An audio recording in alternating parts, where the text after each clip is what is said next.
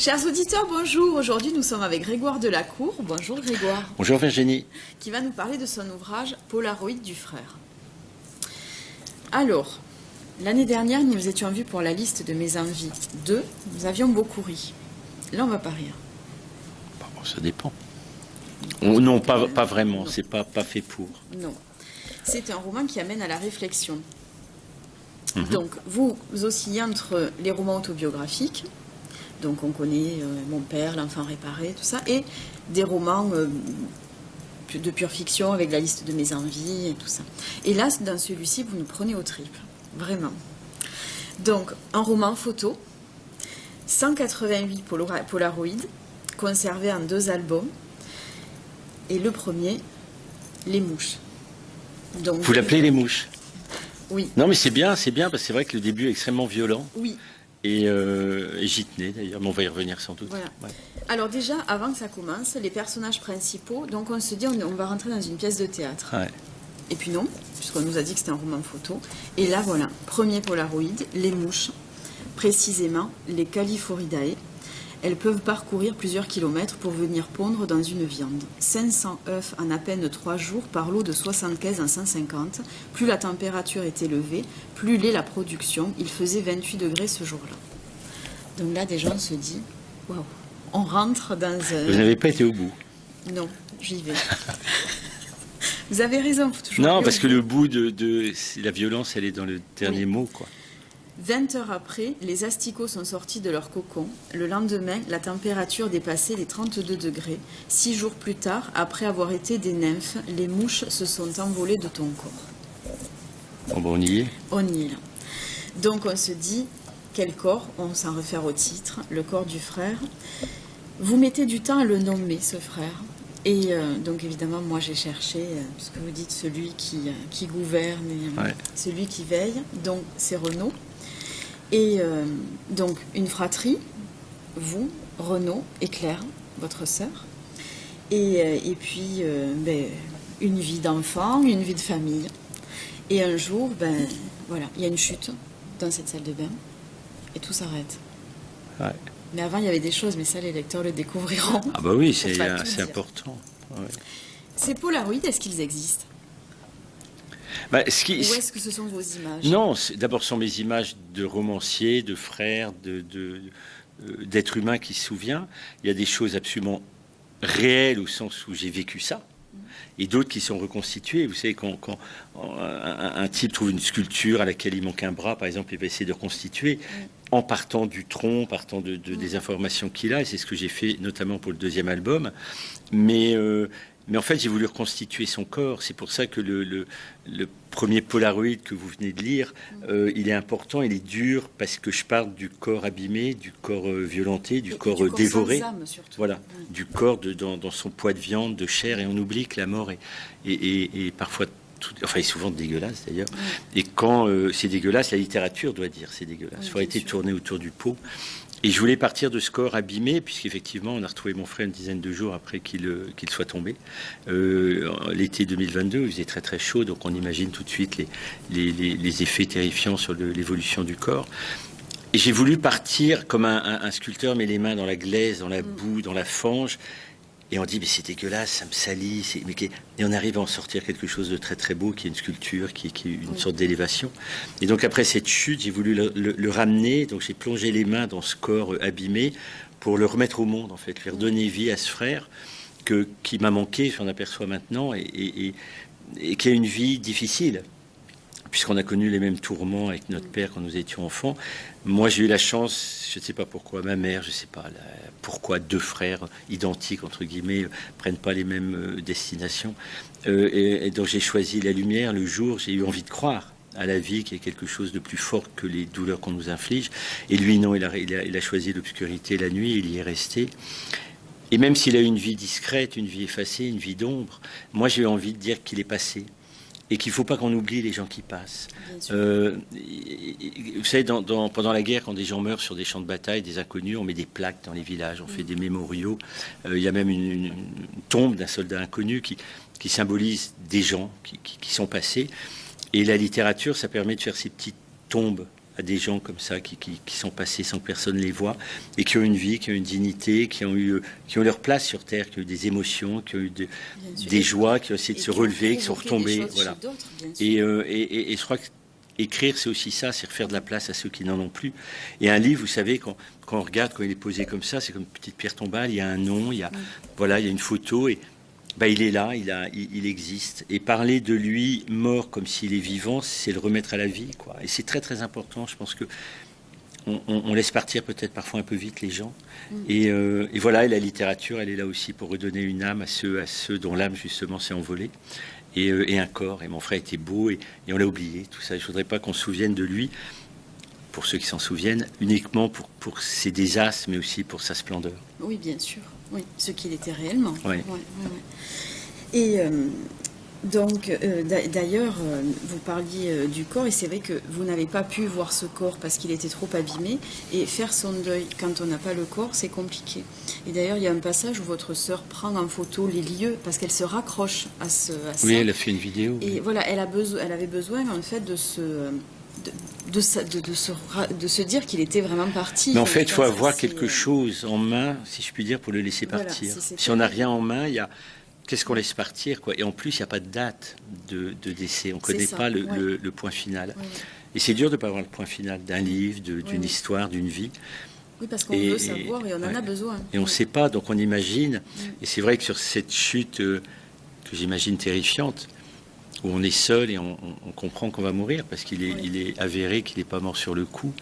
J'ai 6 polaroïdes, si vous vous souvenez. 6 fois, j'ai essayé d'imaginer cette chute, comme dans un film, on verrait 6 fois au ralenti la même image, mais d'un point de vue différent, avec des émotions, des violences, des espérances aussi différentes.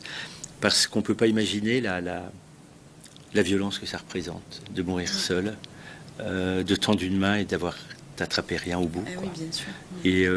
Et ça, c'est un truc qui m'obsède un peu, parce que ça nous renvoie à notre propre finitude à nous, à notre propre mort, sur qui on compte, à qui on tendra la main et qui prendra notre main, surtout. Oui, surtout ça. Et en plus, on est dans des grands débats de fin de vie en ce moment, je trouve ça assez incroyable. Oui. Et voilà, et c'est vraiment la grande question qui renvoie à notre humanité, je trouve. En quoi on est être humain, quoi, à ce moment-là, de nos vies. Oui, c'est ça. Et donc, dans l'église, il y a les fameux Polaroids. Donc, on avance par Polaroid, et le récit est ponctué donc d'un Polaroid à chaque fois.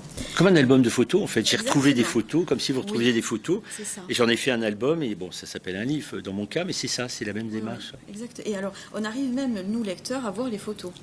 Parce qu'on part du premier, et hop, on arrive. Donc, vous mettez l'accent sur la complicité entre deux frères. Il y a eu des moments absolument fantastiques entre nous, rares, certes, mais qui ont existé.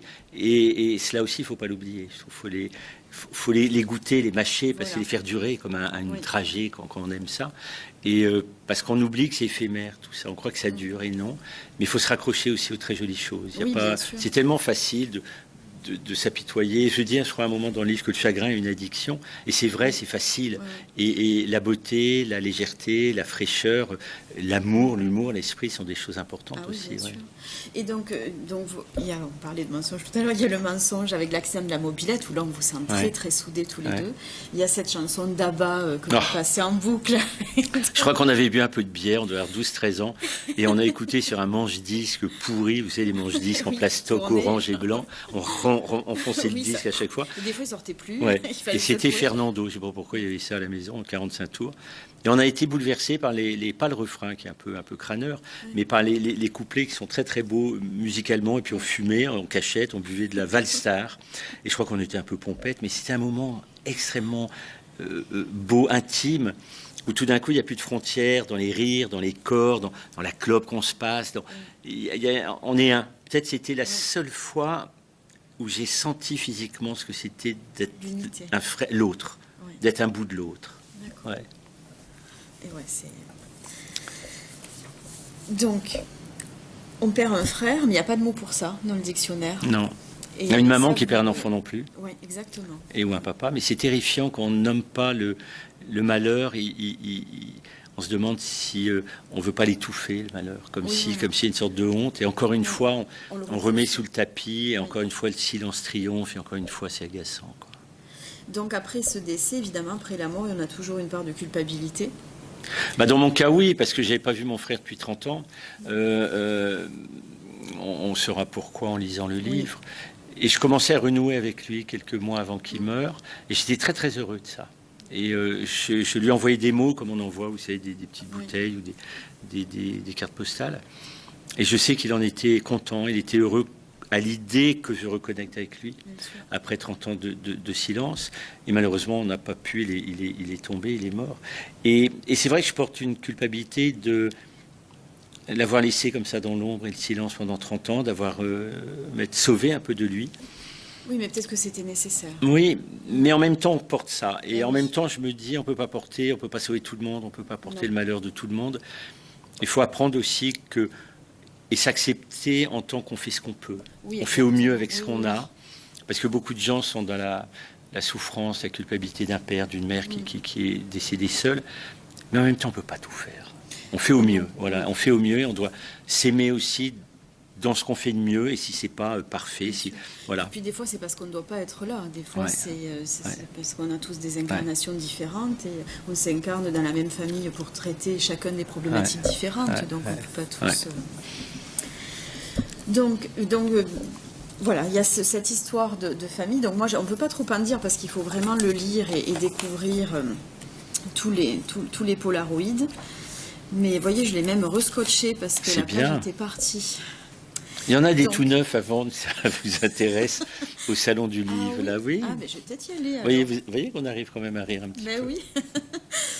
Alors, vous dites, je sais que tu es mort, mais je ne sais pas comment. Et ça, vous mettez le doigt sur ne pas savoir. Et parce qu'on sent qu'on est obligé d'inventer, on veut l'histoire. Et donc, Donc, je sais que tu es mort, mais je ne sais pas si tu as eu peur. Je ne sais pas à quoi tu as pensé. Je ne sais pas si tu t'es dit « Putain, je suis en train de mourir », si tu aurais voulu vivre encore, si tu as eu des regrets, si tu as pensé que tu allais retrouver mère, si tu as vu ta vie défiler, bien que je suppose que ce soit là une invention de scénariste, si tu t'es mis à croire en Dieu, à des choses curieuses. Je ne sais pas quelle espérance t'a enflammé lorsque tu as attrapé ton téléphone et composé le numéro de notre sœur. Je ne sais pas si j'aurais pu te sauver si j'avais été près de toi. Si un seul d'entre nous l'aurait pu d'ailleurs, car voilà 10 ans, 20 ans, 30 ans qu'on aurait dû le faire et qu'on a préféré balayer nos démissions sous le tapis de notre désaffection. Je sais que tu es mort et je ne sais rien. Le principe d'incertitude me ronge, et c'est vrai, on a besoin de savoir. C'est terrifiant de ne pas savoir, parce que ça autorise l'imagination à aller vers le pire. Exactement. Quand des parents ont un enfant kidnappé, que ce soit dans les films ou la vraie vie, au bout d'un certain temps, il dit « je préférais la savoir ou le savoir mort que de ne pas savoir ». Et pas savoir est terrifiant. C'est terrifiant. Donc on se raccroche à ce qu'on peut. Vous évoquiez l'absence d'un corps tout à l'heure, c'est ça, ne pas avoir de corps, ne pas avoir de circonstances, ne pas savoir au fond de quoi quelqu'un est mort et au fond pourquoi il est mort jeune. On n'a rien. Tout d'un coup, on se rend compte qu'on est juste du vent, on n'attrape rien et on peut faire le deuil de rien et surtout on n'emporte rien de l'autre. C'est une incertitude assez abyssale, je trouve. Et dans tout d'ailleurs, dans tout, pas que pour la mort, mais c'est vrai pour tout, on a besoin il y a ce besoin de savoir. Donc, les derniers Polaroids, les lecteurs le découvriront.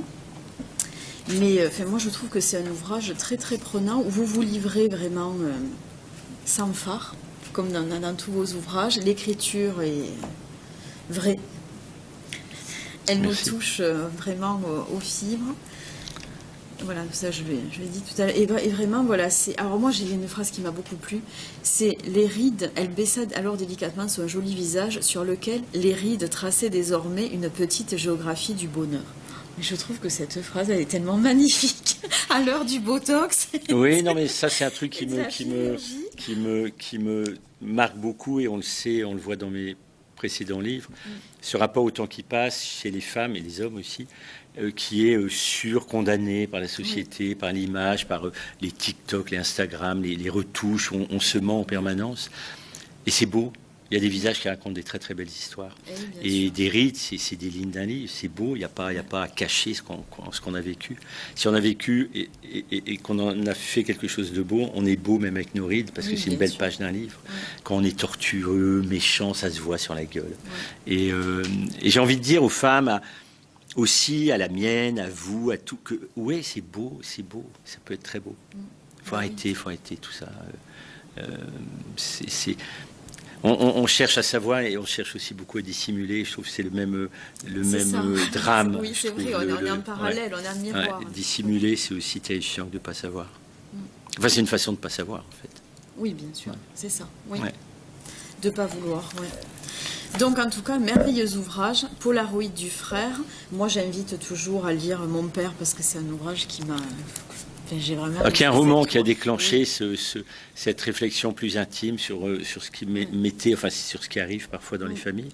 Mais Mon père, c'est vrai que c'était un roman important pour moi, très bizarre quand je l'ai écrit, parce que je ne m'attendais pas à aller vers ce genre de littérature. Et c'est un livre, je sais, qui a un peu de mal à s'installer parce que le sujet est difficile, hein, et les gens ont peur, on ne veut pas toujours lire les noirceurs du monde. Mais moi, s'il y a du noir dans mes livres, c'est parce que c'est le plus bel endroit pour trouver la lumière.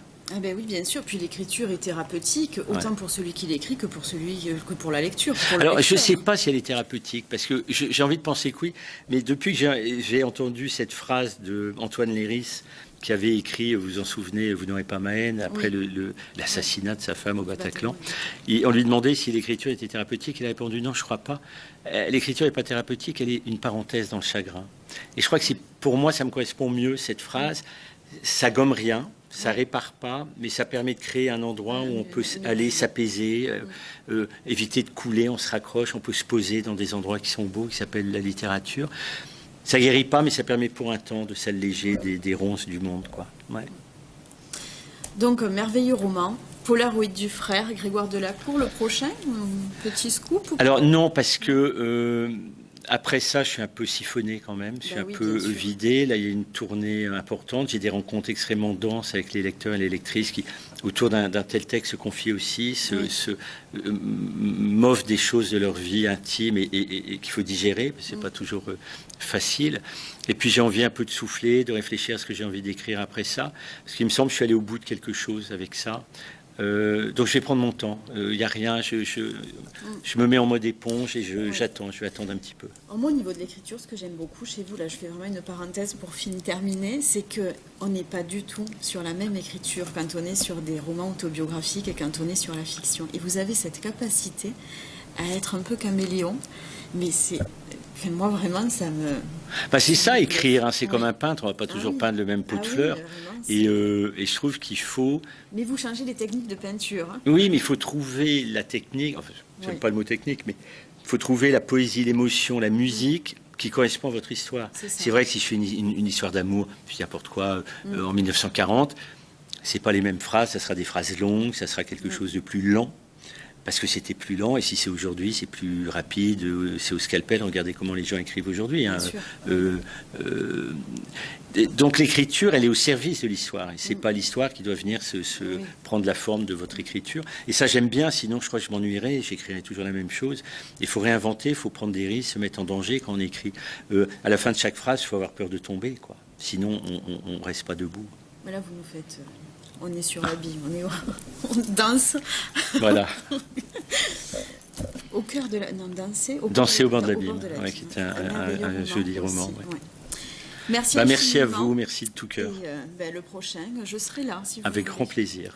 Voilà. Merci beaucoup. Merci. Polaroid du frère, Grégoire Delacour aux éditions Albin Michel. Merci.